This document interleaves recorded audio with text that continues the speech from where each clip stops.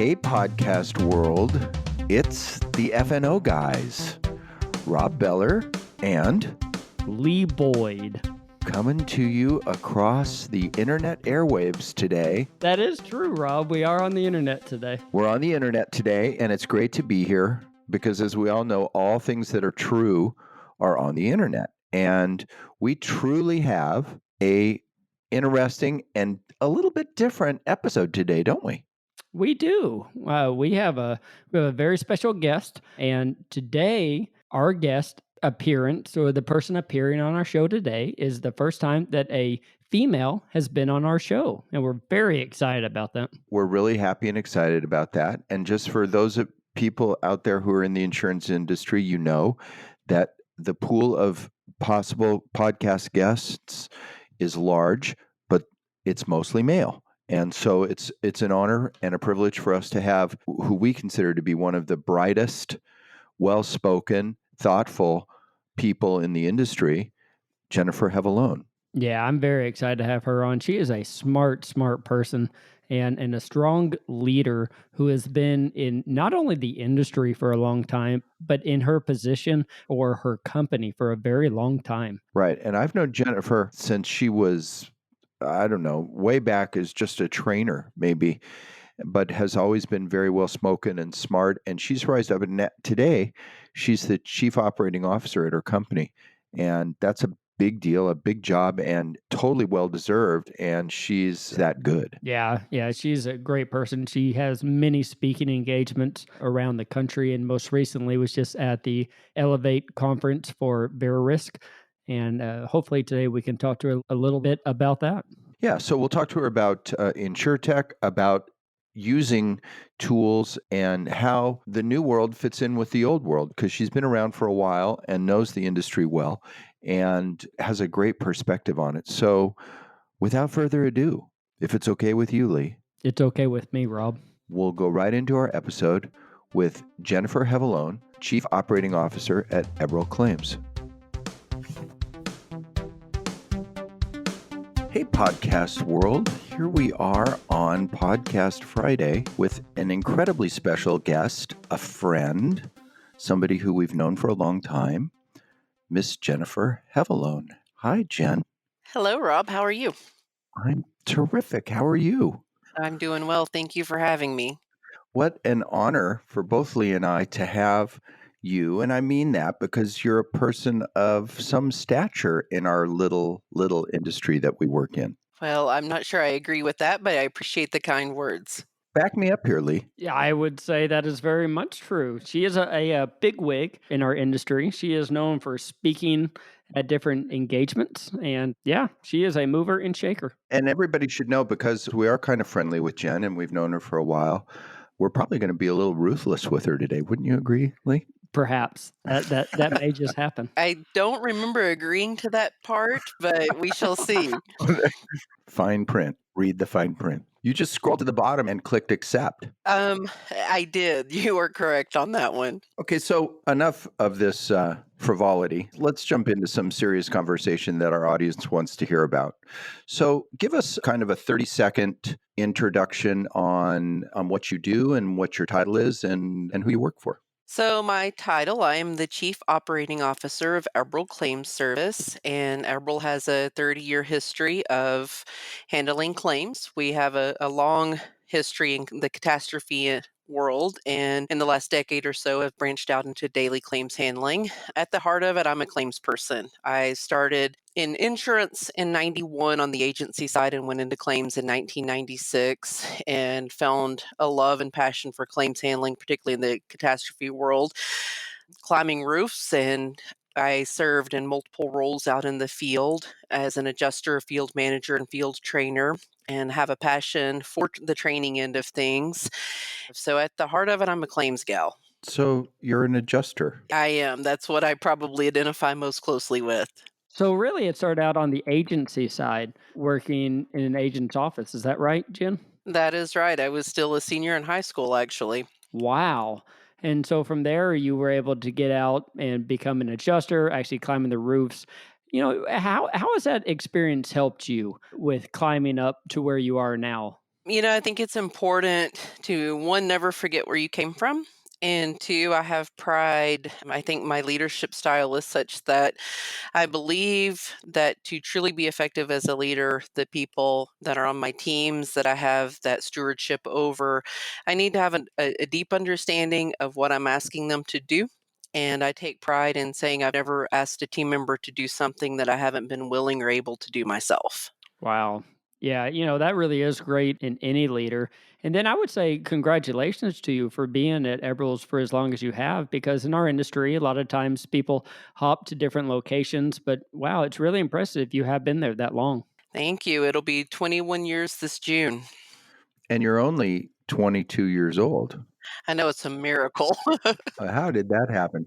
This is, first of all, Lee, this is a first, as you know, for our little podcast, in that, Jen, you are the first woman guest that we've had on the show. That does not surprise me. And I want to talk about that for a minute, because this is something that obviously, as a woman in insurance and claims, you're very familiar with. And that is that it's not common to have women in leadership roles. And I'm wondering how you think you got there, and what's it like to be a woman in a male-dominated business and in a leadership role? Sure. So, how I got here, I think many situations I had to work a little harder, dig a little deeper. There was certainly an element of needing to prove myself. I was 22 when I worked my first catastrophe. So not only was I a woman and young as an independent adjuster, there definitely most of the independents didn't look like me. And arriving on client staff sites, people would either one assume that I was a staff person or assume that I was in an administrative function. And so there was a little bit more of a watchful eye on the quality of claims. There was the assumptions that, it's funny, years ago, I started taking photos from the ridge of the roof to show my shoes in the photos to prove that I actually climbed the roofs, because I would frequently get questioned as to whether or not I was the one that actually made the inspection. And, it become commonplace that I just understood that if I wanted to be in this space and play in this space, that I had to dig a little deeper. And in some ways it frustrates me. In some ways it become something that I accept. But, one thing that I know as a leader now, I'm able to create a better business for the daughters, for the young women that are interested in an amazing career field that will be coming through the ranks. And I hope that I will be able to inspire them. And I hope that I'll be able to break some of the molds and assumptions that people have around females in our industry. Are you seeing changes today? Slowly, not as prevalent as I would like. I still see assumptions around my fellow female peers and adjusters that are in the field, or assumptions around or preconceived notions around their abilities to do the physical part of the job. Can they carry their own ladder? Can they climb the roofs? Assumptions around, hey, she may be better fit for an in-office adjuster. It's definitely a lot more diverse of a population now than what it was when I started. And I continue to champion that. I take that kind of personally to champion that, to make sure that we have qualified women and we're investing in that talent, because it's important that we do so. We serve a diverse demographic of policyholders, and there's a lot of value and contributions that women make to our industry, and it's getting there. Well, it sounds like you've used it as a fuel, if you will, to ascend to where you are today. It has. It has been a driving force, and it's shaped it. It's funny. It's shaped a lot of aspects of my life, even from how I raise my son and the values that I want him to have when he thinks about diversity and inclusion and equality. So, do you think that there's more opportunity today for women in our industry? It's that's a good one. Do I think that there's more opportunity? I would say yes, but I still don't see as much balance as I would like, and I still see the opportunity being a bit imbalanced in the lack of women in leadership roles and in the field roles. One of the reasons that we were giving you a hard time at the top about, you're a big shot, has to do with exact and exactware. And I've been to the exactware conference many times. Lee's been maybe to almost all of them. And you're always on the docket. Why is that? They can't find other people. No, it's funny. I have a passion, absolute passion for Exactverse products. I started using my first estimate written in Xactimate was in 1996 on the DOS version. And I just took the tools very seriously. And I decided that I could set myself apart from my competitors by learning this tool intimately and making sure that I could use it a little bit better, a little more efficiently, and it just become kind of my mission. And I believe it, and I believe in what the software applications have done. I've seen how it's changed our industry in many ways. I don't think it's an overstatement to say that it's revolutionized our industry. So I made a commitment to having it as a focal point and making it work for me. Well, you bring up a lot of really good points there about Xactimate and Exactware. And this year at the conference, we were able to hear about where they're going next. I assume you were a part of the keynote in the audience. Is that right? You are correct. So, what was your thought on the direction where they're going and some of the new innovation and new innovative ideas that they have? Conceptually, what they were speaking of, I think that resonated with me most is the notion of the right touch claim, getting the claim in down to the right path. And so, there was discussions and there has been for several years around no touch claims, meaning it's automatically going to come in and be paid. Low touch claims, are we phone handling it? And then high touch, a traditional adjustment path.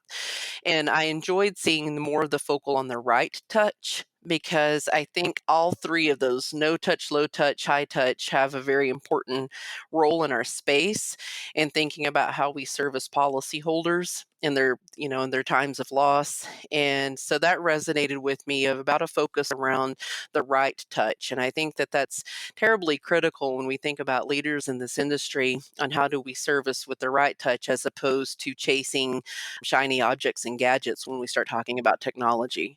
How would you define right touch? I mean, give our audience an idea of what they mean and how you take that. Sure. So, when you're thinking about right touch, it's funny because I think that we have the tendency to want to define that as maybe the quickest, most efficient way. And speed and efficiency certainly has an impact on it. But I also think that I really think about right touch means what was the customer's experience? And did we give the right human interaction, the right attention to that customer to meet their need and their experience? And I really think that our customers should be the ones that are defining the right touch as opposed to insurance companies or carriers or vendors such as ourselves. Right. I think that that's a great insight is right touch is in the eyes of the insured. Correct. And it's, of course, every carrier wants to determine that based on a number, whatever factors they're measuring. But I think that's a great insight. Right touch is up to the customer to determine what that is. And it really depends on that customer circumstance at that time. Years and years ago, I had a manager who told me, gave me customer service advice. And he says, when you're talking to someone, you have zero idea what dynamics are going on in their life. You have no idea what happened to them the 5 minutes before you called them or spoke to them. You don't know if they have an illness, financial devastation, if they've lost a loved one. You have no idea what may be going on in their life. So, seemingly a very minor, simple claim could be having a large impact on their lives because of the dynamics. And I really think that that speaks to what the right touch is. A right touch for me on a light claim in my normal time may mean phone scoping it. A right touch to me when I have something else going on, a stressful time at my work or an illness in my family, maybe that means someone holding my hand a bit more.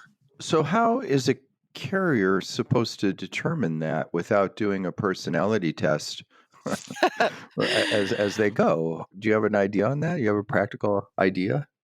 I have ideas. I don't know if I can put the label that they're practical. So I think that when we're thinking about how we utilize technology, I think that it's important that we leverage technology to enable our person-to-person contact, to enable that human touch as opposed to eliminate it.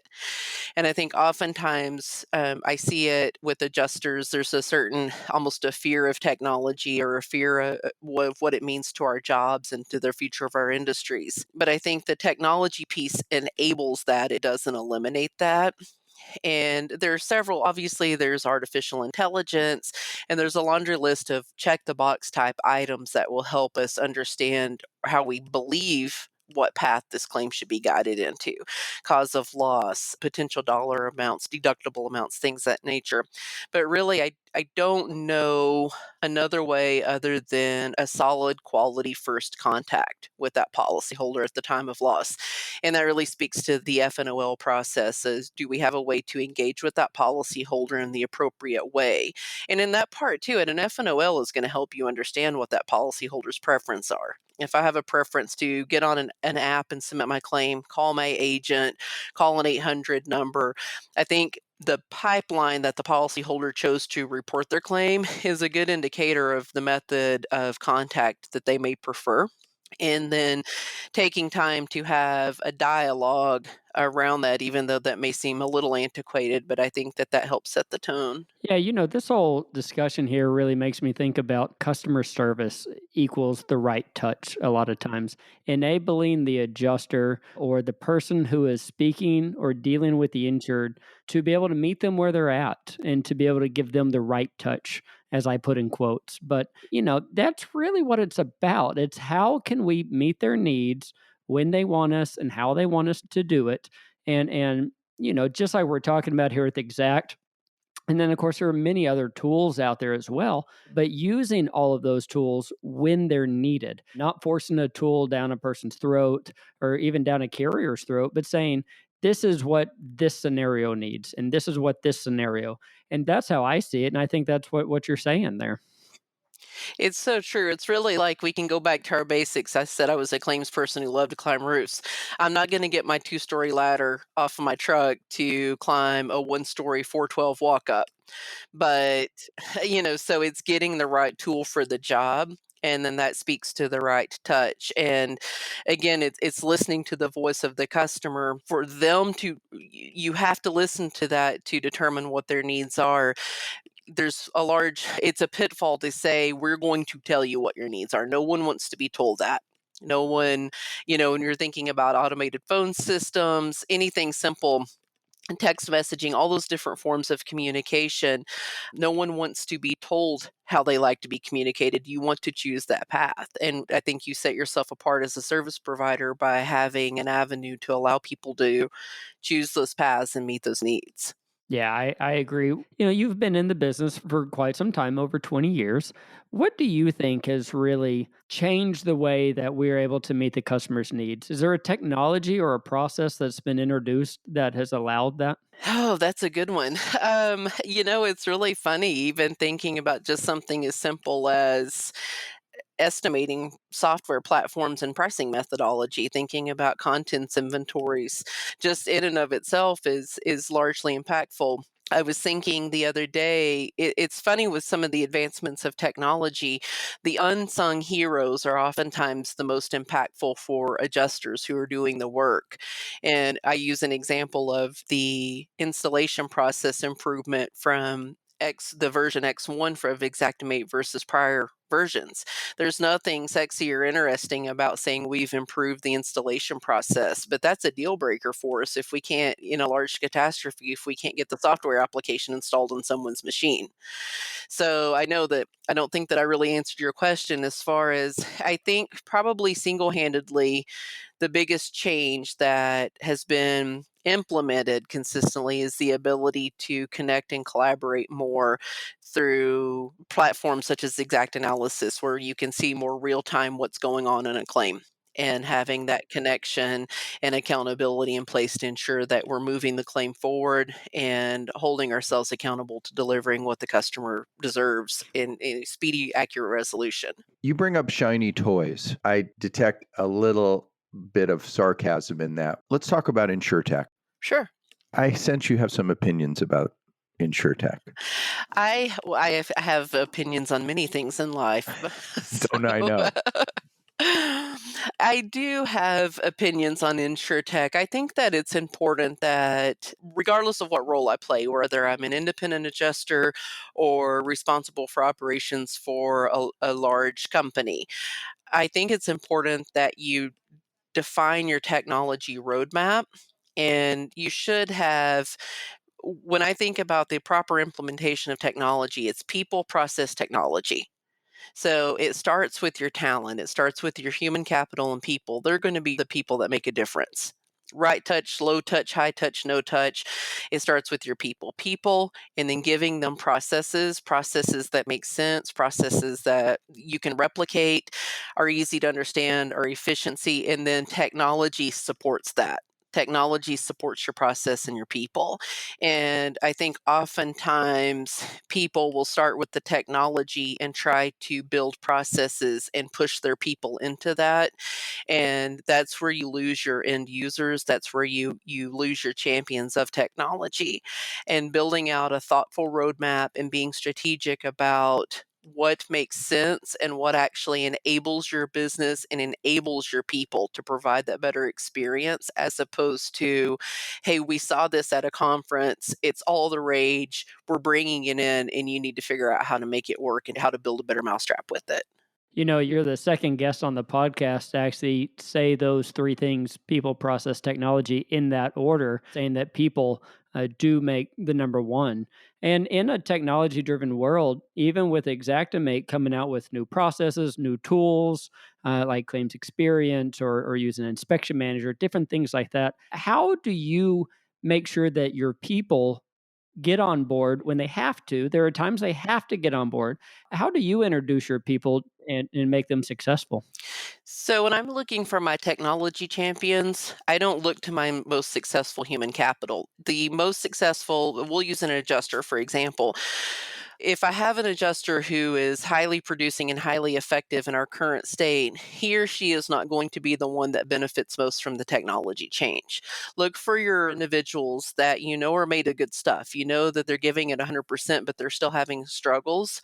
That's where you put your tools in, and you work with them and let your people talk to you about their pain points and challenges, and then look at how the technology can help alleviate that. And if you show them a path that it's going to make their lives a bit better, it's going to make their jobs a bit more fulfilling, it's going to engage them on a completely different level other than saying, hey, you got to do this no matter what. And ultimately, not everyone can ride the change wave, but I think when you're looking at that, taking time to understand where the current pain points are, taking time to understand what's not broke, and then understanding how you can champion the technology to show the people that they can preserve what they believe in. Maybe that's spending the time that they need to explain a settlement to insureds or whatever that looks and feels like for that individual. Showing how you're going to for all intents and purposes, maintain the core value of what they find important, but enhance the other activities, that goes a long way in having them become your change champions. I'm curious, you've been a trainer and involved in training and run training for a long time, and I know you have a real passion for that. And I have a couple questions for you on this regard, and I want to keep it relative to InsurTech. And that is, what have you learned about people and about implementing change from your work as a trainer and a designer of training programs? I mean, you work for a company that literally deploys hundreds and hundreds and hundreds of people at a time. So there's probably great variation within those groups. And what have you learned from being a trainer? I think know your audience and understand that even though your audience may be, you say, okay, your audience are adjusters. Well, within that, everyone has a little different contributions and skill sets. So, do I have people that have been adjusters for 10 years? Do I have someone that's brand new to the industry? Do I have someone that has a construction background? Knowing your audience and understanding how to connect with them, the very most important thing about that is within a very short period of time, you have to connect with someone to make them realize that you have some value to offer them. You're going to be out of this 8-hour training, they're going to walk away with at least one thing, one item that's going to make their jobs a bit better, their life a little bit easier, their ability to perform just slightly better. And if you can connect with them on that way, you're 80% past the battle. So how do you start bringing in tools, new shiny shiny toys? It's really kind of going back to your roots of saying I'm a claims person at heart and looking at that new shiny object and saying, this resonates with me. This speaks to me because it will make a difference in this practical application. And bringing technology into your industry for your people, you have to be able to tie that back to practical application to them, and they have to understand what difference it's going to make for them. And then you also have to remove the threats. Change can be threatening, and then layering on change plus technology that some can view as a potential to lessen or eliminate their jobs is very threatening. And without that comfort, without that stability to say this is what we're going to do with it, you're not going to be able to get over that hump. We've seen that at our own place of work, that particularly people who've been in the industry for a while and know what they're doing and have a very set way of doing things. Obviously, people that are new and are coming in, this is what they're learning as they go, and so it's normal. But for people who've been in the industry for a long time, it might feel very disruptive and very threatening. And that buy-in, though, getting the buy-in of those people is a big deal, because if they don't buy in, they can actually fight it, right? And work against it, even not doing it consciously or maliciously, just maybe not embracing it. How do you get through that? It's really funny when I think about kind of your change scale. You're going to have your change champions, the ones who love it. You're going to have the ones in the middle of the road that understand and accept it, and then you're going to have your resistors. You have to identify your resistors and take the time to listen to them. Take the time to understand their concerns, and then allow them the opportunity to contribute ideas and address their concerns, and try to find one thing that you can connect or resonate with them on. And then you turn them into your champions if you can connect on that level. And it's not easy, and it's not always going to be 100%, because ultimately it's up to that individual on that. But I really think acknowledgement, truly having empathy, not, hey, I know you're upset about this, or I understand, but truly to say, talk to me. I know I recognize that this is a significant shift, and also recognize that it's having an impact on you. So let's visit about this and see what we can do. And listening. And it's really funny. It goes back to what we were talking about, the human touch, that human connection. And it goes back to your customer experience. We talked about that policyholders really are the one that are going to define the right touch.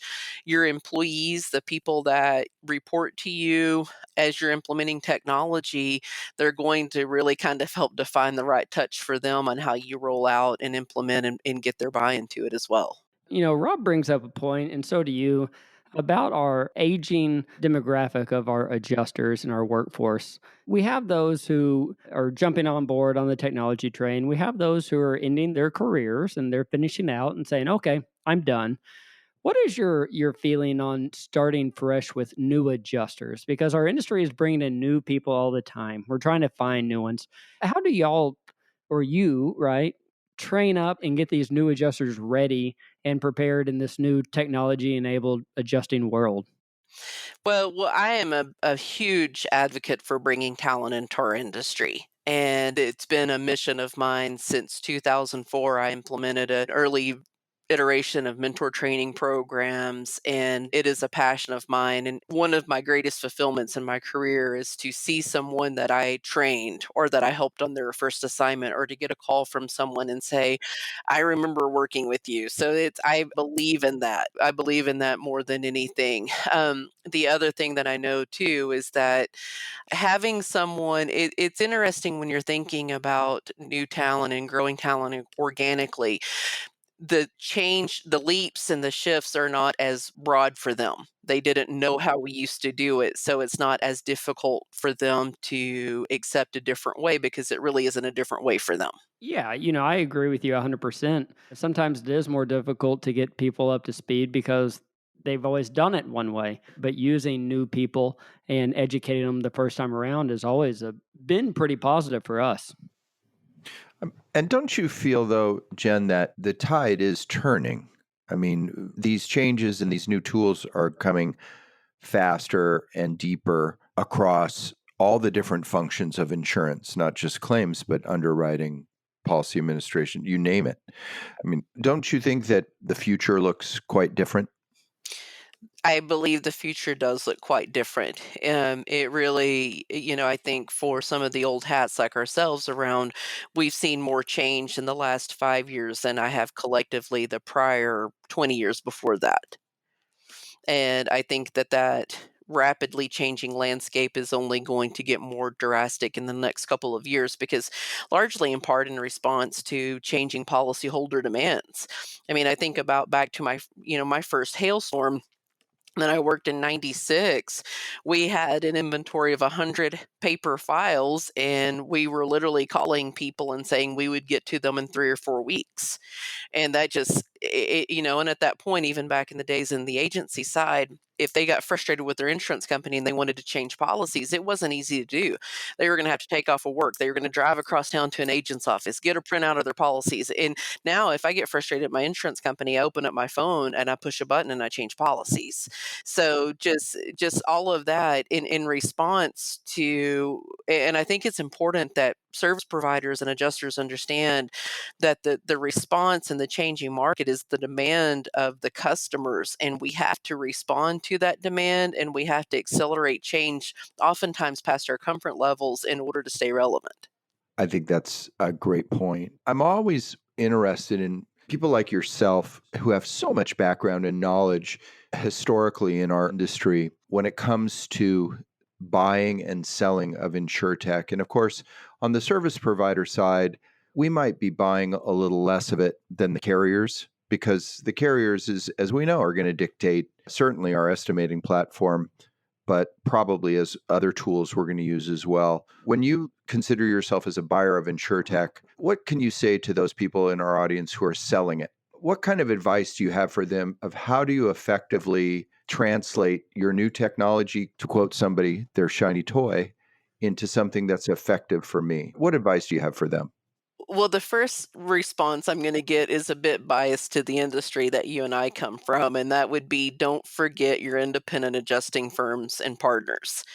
I have a degree of frustration sometimes where oftentimes the technology seems very focused and driven to servicing the needs of the carrier with little understanding or acknowledgement of the fact that service providers such as ourselves are actually oftentimes the one out boots on the ground implementing and utilizing that.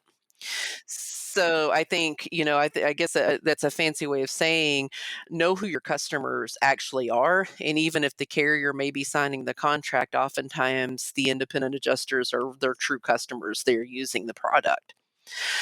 Right. We've talked to a couple insurtechs. I'm thinking Randy Griffith Planner, who that's big part of their marketing plan is to market and sell to independent adjusters because of just what you're saying. We're the users, right? It's important when they're beta testing new products and all of those things to engage those end users, and those are going to be the champions of the products. And then I think that the other, probably the most key thing that I would say from InsurTech is have someone on your team or someone within your ranks that's understanding the practical application and also the landscape in which the product is going to be utilized. Our adjusters that are boots on the ground utilizing this technology, they're not sitting in an air conditioned office on a high speed Ethernet line on this bandwidth. So, thinking about testing out your products to make sure that they perform well in the field and that they perform under the conditions in which our resources work and not in perfect environments. And understanding the practical application of it as opposed to the shiny object. Yeah, I couldn't agree with you more. That's one of the big things that I do is research the technologies, test them out, and then roll them out. And early on, I would say I was guilty of saying, hey, this is working great while I'm sitting in my office on my high speed internet. There's no issues. And then whenever you roll it out, you think, wow, what about, What about the adjuster who's going to be off site and not able to connect to the internet? There's so many things that you have to think about whenever you're doing that. So that's a very good point because, that's what, a lot of times what we do, right? We say, hey, here you go. But having that person who can be thoughtful in what they're doing and how they're going to use the software, that allows you to bring a connection from the insurtech company to the actual, person who's going to be purchasing it to the person who's going to be using it. That has to be a seamless bridge. Well, and one other thing that I think about when we're thinking about insurtech that has to be front and center of everyone's mind is data security. And, the information that we have accessible and how we protect that information, and we have to be responsible stewards of that. And, that's always front and center too when I see something that I was like, thinking, wow, this is going to be amazing. Let's roll this out. And then you start thinking about what does this mean as far as data protection and what type of devices are this, is this going to be downloaded on, and how do we protect the integrity of that sensitive information? Right. Yeah. I think that's always got to be on our thoughts. And, listening to Mike Fulton at Exactware, even, that's the number one thing. He's willing to test new technologies and partner with new technologies and integrate with them as long as their data is secure and everybody meets the same standards. So, yeah, anytime we deal with technology, anytime we deal with new anything, we have to think about that. This day and age, that is the number one concern that all of us have. What did you think about Mike's presentation about opening up Exact, allowing integrations? First of all, I thought it was interesting when he said that they have many integrations already, but that they're going to be more open. What did you think about that? It was music to my ears because what that allows us to do is further brings it into where we are able to take a tool to fit into our business instead of fitting our business to a tool. I agree 100% there because sometimes there's tools out there that we need to use that we're unable to use. And this is hopefully going to open that door. So let's talk about 2024 for a second, 5 years down the road. I'll be 30. Okay, I thought it was 28, but I think that kind of transparency is appreciated by our audience. Very much so. Tomato, tomato. So, as a young woman in the industry today, in 2024, what do you think you're going to see in 2024? What are you planning for? What are you thinking about? Where's it going to be? You'll still be working. What's happening in 2024? Let's see, I like your confidence that I was still going to be working, so that means you don't believe I'll win the lottery, so I will still be working. What will 2024 look like for us? I think that, a couple of things. I believe that to a degree in our industry, we're experiencing a little bit of the chicken little, the sky is falling. That we're going to say, what are we going to do? Where are these claims going to go? I believe that there will be an element of our work that still looks very much the same today, but I think that we will be able to provide better, more fulfilling opportunities for the adjusters to get that work done. So I fully believe there'll still be the pipeline of the full adjustment as we see it now, but I think that we will be able to provide more meaningful tools and connections with the field adjusters to make their jobs easier. I think that we will be able to leverage technology to do a better job of handling some of the current claims that are in the low touch model. No touch is a different story, and we'll just set that aside for now. But low touch model claims handling is not anything new.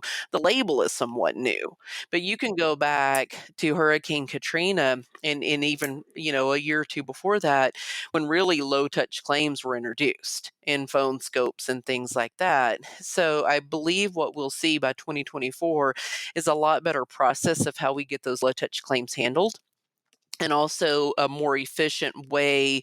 At the time of the loss, it was identified as a low touch claim. And then we see that that's not really the right touch for that. I think we'll get better at getting into the right pipes quicker. I think we've all been on the other end of handling a claim that we've gotten that went into the wrong channel and now has become stale and becomes a problem for us. I think we'll see that we're better at that.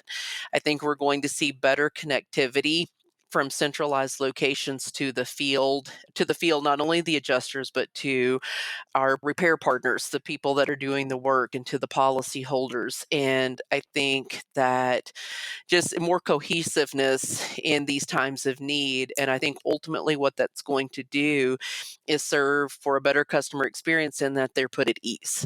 The unknown is very difficult for any of us to deal with, and being able to work in a collaborative, transparent environment and get the work done in that manner, I think that that puts everyone at ease, the policyholder, the contractors, the carriers, and the adjusters. So I feel it's going to be much more cohesive. So the landscape is going to look and feel different. I think some of the work that we're doing is going to be similar, if not, I don't want to use the word same. I think that that's a little too strong. I think it's going to be similar, but I think the way in which we're getting that work done is going to be much more engaging and transparent. I really liked what you had to say. This kind of ties to also to what's something you were saying earlier, that what happens with the claim up front, identifying the right touch. I think a lot of carriers maybe take FNOL for granted, but though I think a lot of carriers are getting far more sensitive about what you can drive out of FNOL today with good information, right? And how that good information there impacts the whole rest of the way that the claim is worked, which of course then impacts not just customer satisfaction, but expense, right? And so I really liked what you had to say. And like I said, this ties in with establishing the right path early and accurately, and that will cascade down throughout the rest of it. And being dynamic enough to shift quickly to get it when it's determined that it needs to, or if a shift is needed, that the claims pipes are dynamic enough that you can make that shift quickly. I was listening to you there about 2024, and I was thinking about to some of our other guests, and I'm really thinking that the guests are about 50-50 on, things are going to be a lot like they are now. They're going to be a little different, but a lot like they are now. Where other guests say it's going to be completely different. It's a whole new world, technology and everything. And it brings me to a point of inspection only assignments.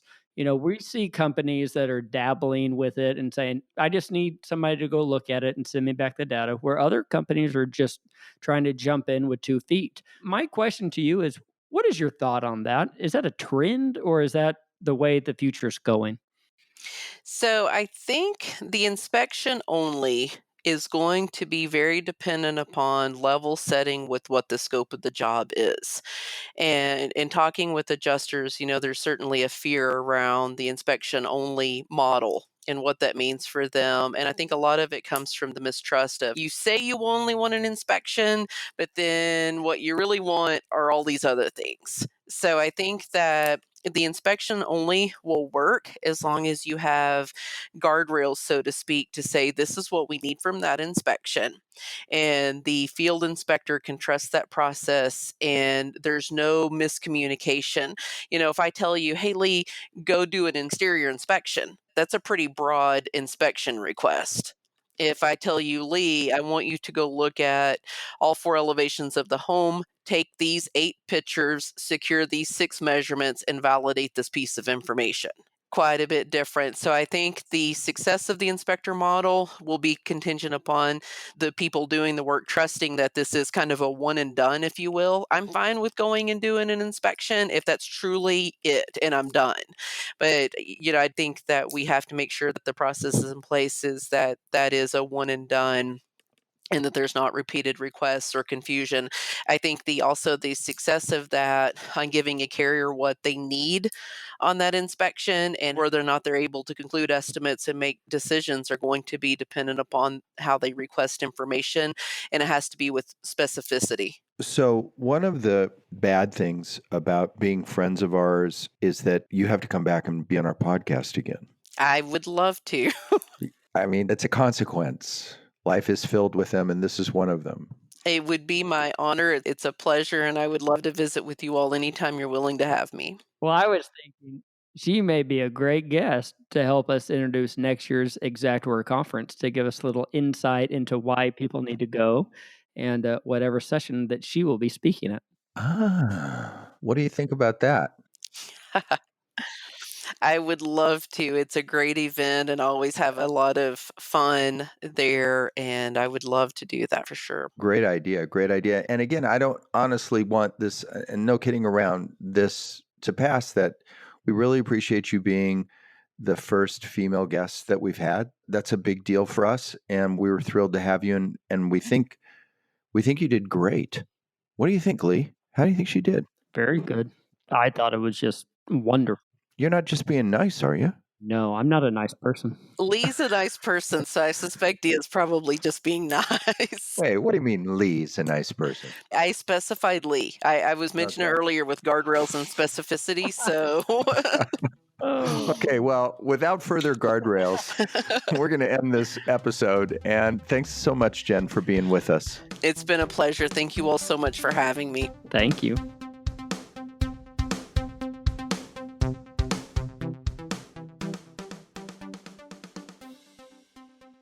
Another really solid, really interesting episode on FNO InsurTech. Don't you agree? I do. I thought that was great conversation. I like it whenever we can visit and, move it along smoothly like that. Yeah, it's nice to have somebody on who is a friend, right? Right. And we've known Jen for a long time, and I don't think she disappointed at all as showing why we had her on, and that is she's really thoughtful and really smart and really experienced and knows how to merge all those things together. Right. And Jen is in our industry. I mean, we do a lot of the same things and we talk the same language. So we deal with tech a lot of the same way.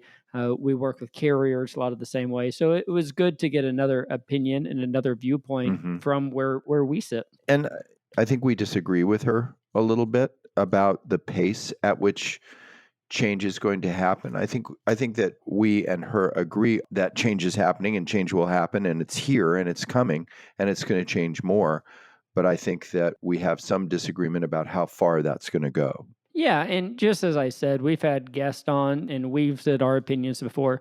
Everyone agrees it's going to change. Everyone agrees that the future looks different. It's just people don't always agree on the speed in which that's going to happen. And, she does not disagree that it is going to happen and she's preparing for that move. It's just that, her view, which she's been in the business for a long time, she has a very deep view into it, is that it's not going to happen as quickly as it may. And they're a great company with a good reputation, Right. and they work with great customers. And so she has a great view of the industry. I mean, this is somebody who works for a top independent adjusting company. So she has a good view of how things are progressing and what's happening out there. And so she speaks with authority. She does, and she's she's privy to a lot of good conversations with carriers and technology companies and people even like Xactimate, Exactly. where she's able to build her opinion of where the industry is going. Hmm. I loved what she had to say about people, process, technology.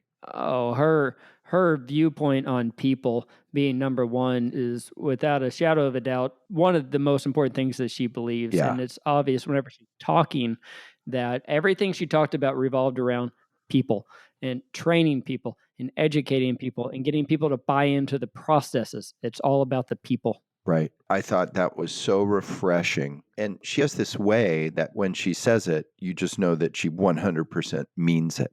Absolutely. You just buy in and believe it because it is true. Uh-huh. I also liked her insight about determining the right path for a claim early on and then pursuing it instead of, kind of figuring it out as you work your way through the claim. What's the right touch? The right touch is dependent on the insured. Sure. Once again, people, right? The right touch is dependent upon the person that you're working with, not necessarily the peril or the location or the size of the claim, but it's actually the people that you're working with. And the point in time that you're working with the person. Like, I thought it was a great point. Maybe you're having a good day, maybe you're having a bad day, or a good time in your life or a bad time in your life. And that's going to dictate the same person, same claim might choose two different paths at two different times. Right, right. And, then she talks about using the technologies that are out there to, meet the need of the customer. So whichever path it may be, we need to be prepared for it. What did you think about her advice to InsurTech and InsurTech companies? I thought that was great. And it really, we've dealt with quite a few early on, whenever we were shown products and said, hey, this is what you may be using. However, I'm going straight to the carrier. And it's interesting because the carrier, it wasn't necessarily the carrier's product, it was an independent adjuster product. But they have to think about their ultimate customer at the end. So you have to think larger than just the single thought of insurance equals carrier. There's lots of customers and you need to be able to hit all of them. I'm going to say this, and I mean this in the very best way, but I've seen this in our own company in that we've embraced a technology, an InsurTech tool, thinking that this is going to be part of our future, and it's not. Right. It didn't work out that way. It hasn't happened, but a major embrace up front, only to have it dwindle and peter out because once it got into practice, it just wasn't everything that we thought it was going to be. Yes? I mean, that's something that you've been intimate with. Sure. There's those times that we do our due diligence and try to verify that we're accurate in our thinking. And this is the right product or the right process from the company that we're going to be using to determine once it gets out in the field, it's not necessarily the fit.